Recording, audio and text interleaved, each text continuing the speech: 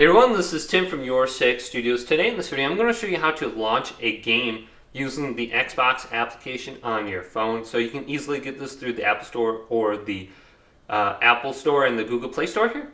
And once you're signed in, you just need to link your Xbox. So there's a little console in the upper right side of the screen.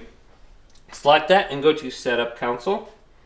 And then when we go to that, we can go to the bottom here and go to the three little lines, and we can just find a game to launch. So we can find the game that we have installed. So let's go to Apex Legends, and it should give us the option to download to console if we don't have it there. Otherwise, we can easily go to a game we already have, and it should say launch. So Castlevania maybe. Now it says launch, so I can start this up, get it ready to go before I get home, and then it's already going to be on my console. So maybe if you haven't opened up the game for a while and you're away, you can prompt it to update by doing this. And then when you get home, the game's already going to be updated. So if you haven't used the game in 30 days, go ahead and just launch it before you get home. Maybe you're going to be meeting up with your friends later.